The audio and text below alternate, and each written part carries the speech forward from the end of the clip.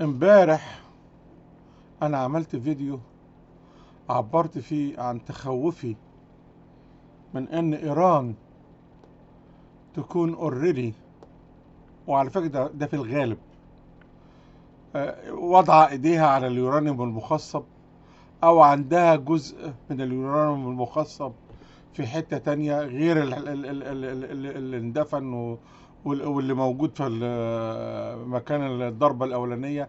ده إذا كان لاحظ إن أمريكا ما عرفتش والدنيا كلها كانت محتارة هو إيه اللي حصل. دلوقتي عندهم يقين إن اندفن تحت الأرض لسه، وعايزين يطلعوه أو ياخدوه. ما افتكرتش إن إيران بالعبط ده، وإن السبب الرئيسي إن هم عايزين يعملوا إنزال بري أو مش عايزين ينهوا الحرب هناك ويمشوا، هي إن مش عايزين يسيبوا في إيديها اليورانيوم المخصب ده، لأنها ممكن بتعمل منه القنبلة القذرة اللي هو الديرتي بامب. أنا بسميها القنبلة الوسخة يعني، وتهاجم فيها إسرائيل. القنبلة الوسخة دي بتتعمل ازاي؟ زي ما قلنا ان هم بمنتهى البساطة بيحطوا الرؤوس بتاعت الصواريخ اللي عمالين يبعتوها دي، واللي بتوصل وكلنا عارفين ان بتوصل وبتأدي هدفها وبتأذي. يحطوا عليها اليورانيوم المخصب ده، وبالتالي لما تيجي إسرائيل بتضربها وتوصل لإسرائيل هتعمل تنشطر إلى صواريخ تانية وتنزل تتوسع في كل حتة، توزع اليورانيوم المخصب ده والإشعاع ده حواليها في مساحات واسعة. وعيب الإشعاع ده إن هو لا يقتصر بس على المكان اللي وسع اللي نزل فيه، وإنما بينقلوا الغبار الذري بيتنقل عن طريق الهواء إلى الأماكن أو الدول المجاورة يعني.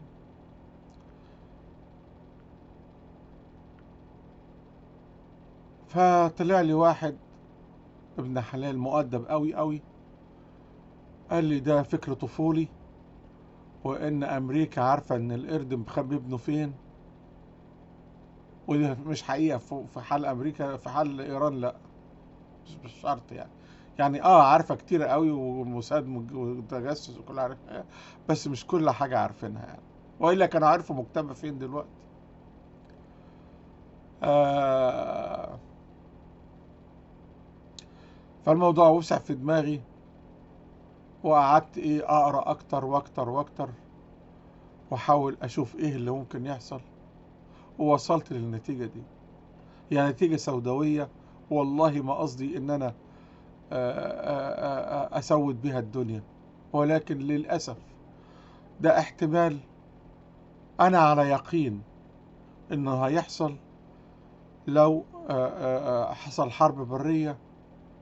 وهم قالوا على فكرة، قلت لك إن هو قال نفس الراجل اللي طلع بتاع واحد من الحرس الوطني، القيادة الكبيرة، لابس حاجات كده فوق كتافه وبتاع، وبيقول لك إن يوم ما يحصل حرب برية مش هيحصل مش هيبقى في بني آدم واحد فاضي عايش في إسرائيل. ليه؟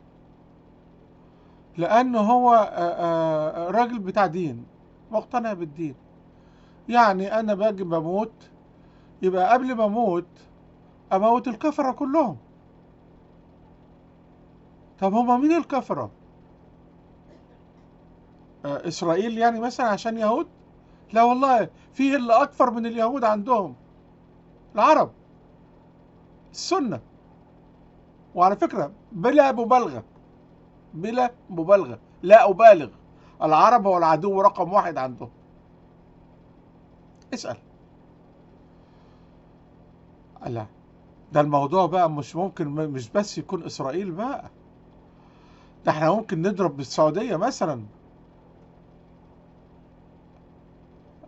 انت ناسي انهم حاولوا قبل كده يروحوا الكعبة عشان يعملوا الزيارة، يبقى الحج عندهم في قم. آه يعني ممكن صواريخ تضرب السعودية، هل ممكن يضربوا الامارات؟ قال ده الامارات جنبهم، يعني لو حصل اشعاع ممكن تأذيهم، تأذي مين يا عم الحاج؟ احنا بقول لك ناس بيموتوا، ده هم يضربوا الإيرانيين نفسهم، فخلاص بيموت، يعني يضرب يعني هيعمل كل حاجة.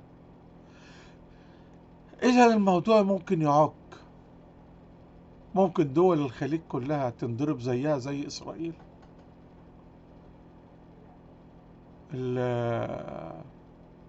زي ما قلت لك الناس اللي في السكة، اللي ما بين الخليج وإسرائيل وما ذلك لحد العريش في خطر شديد. قال لا طب ومصر؟ هي مصر يعني احتمال قليل، على أساس إن مصر ما عندهاش قواعد أمريكية، بس زي ما قلت لك إن الراجل ده بيعتبر إن السنة كلهم أعداء، يعني ممكن يضرب، هو عايز يموت الكفرة وخلاص، قبل ما هو مقتنع ان هو المفروض يموت الكفرة، وان لما يموت بقى ويموت الكفرة دول هو هيخش الجنة ويحصل حاجات كتيرة في الجنة بقى. فاذا الموضوع اسود اسود، في ايدينا ايه نعمله؟ معرفش. هل يا جدعان ان العالم المفروض يسيبهم ويسكت مثلا ويعمل، يعني حتى لو هو الامر بايدي؟ وبعدين طالما هو ده فكرهم، يبقى المفروض الناس دي تتساب يا ناس. بصراحة المفروض تتساب، المفروض تتساب وتحصل النظافة منهم فيهم، من داخلهم. يعني النظام فرق تسد، تخليهم يبتدوا يضربوا في بعض، وحد بقى معتدل او حد بيفهم او حد متعلم ومش متدين يقلبها ويخليها نظام علماني، وبالتالي هيكون هو يقدر يسيطر على كل الحاجات الوسخة اللي هي موجودة عنده. اما لو ايران تم تدميرها في الوقت اللي هي تحت مظلة النظام الملالي الديني اللي هو حاكمها، فمش هتطلع في الروح بسهولة. الناس الغلابة بقى ذنبها ايه؟ سواء في ايران، ذنبهم ايه دلوقتي اساسا؟ يعني هم ذنبهم، واحد بيقول لي الكرامة، يا 1000 حوالي 2K، يعني 2000 شتمة اتشتمتهم في فيديو عملته قبل كده، عشان قلت الناس ذنبها ايه، وان ما يصحش اللي ماسك مخدرات الناس ومسؤولية دولة ما ينفعش انه يلعب بيها قمار. فكانت النتيجة ان انا ما اعرفش ايه يعني ايه كرامة، عندهم حاجة مش موجودة عندي اسمها كرامة والبتاع. والله يا ابني لو الكرامة هي ان انا اضيع الناس واخدهم في رجليا، تغور الكرامة، مش عاوزها. هتقولي انت عامل الفيديو ده ليه؟ هقولك ما اعرفش، مجرد ان انا قلت ايه، اقول الكلمتين اللي عندي، التخوف اللي عندي، لاني اول مرة احس ان انا عاجز، مش قادر ادي حد، مش قادر ادي حل، يعني مش عارف. لاحظ ان الراجل بتاع الجيش اللي سأل واحد هيقول لي ملوش علاقة وملوش بتاع، اقول لك كلام فاضي. اللي هو رئيس الاركان اللي مشي امبارح ده، لانه معترض، مش عايز يتعاصى او يقف في السكة.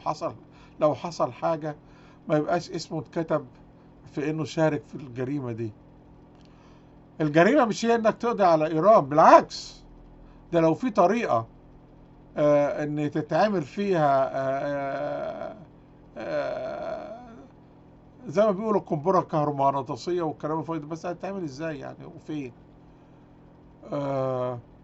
وتقضي عليهم. هو ما ينفعش ان العالم يعيش بيهم، ما ينفعش ان العالم دي تبقى قادرة اساسا تتكلم، ما ينفعش، لانه فكر قذر ونظام قذر، وللأسف القذر ده يعمل اي حاجة ويموت الدنيا كلها، ومقتنع انه هيخش الجنة لما يعمل كده، للأسف.